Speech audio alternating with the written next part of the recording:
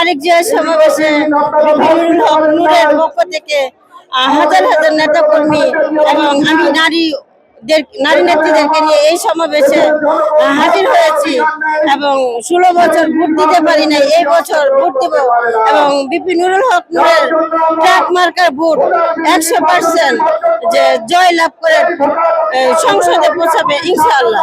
তারেক রহমানের স্বপ্ন তারুণ্য নির্ভর বাংলাদেশ, এই তারুণ্য নির্ভর বাংলাদেশ গড়তে তিনি তারুণদেরকে সবচেয়ে বেশি প্রাধান্য দিয়েছেন। এই জন্যই নূর ভাই গণ অধিকার পরিষদের সভাপতি, তিনি একজন তরুণ, তাই আগামী সরকার গঠন করবে জাতীয়তাবাদী দল বিএনপি।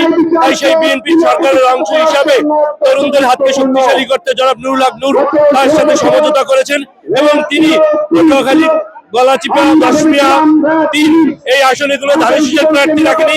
তিনি তরুণ জনাব নুরুল হক নূরের হাতে ধানের শীষের প্রতীক হিসাবে ট্রাক মার্কা তুলে দিয়েছেন। এজন্য আমাদের গলাচিপা 10 মিনিটের মানুষ অনেক আনন্দিত। তাই আজকে আমাদের নির্বাচনী সমাবেশে গলাচিপা 10 মিনিট থেকে হাজার হাজার নেতাকর্মী লঞ্চ যোগে বিপি নূরের মিছিল নিয়ে এই মাঠে প্রবেশ করেছে। আমরা চাই আগামী তারুণ্য বাংলাদেশ জনাব তারেক রহমানের হাতকে শক্তিশালী করতে আমরা সারা বাংলাদেশে ধানের শীষকে জয় করে এবং আমরা আগামীতে তারেক রহমানকে সরকার হিসেবে দেখতে চাই। এখানে আমরা আসছি আমাদের নেতা তারেক রহমান দীর্ঘ 21 বছর পরে আমাদের এই বরিশালে আসছে।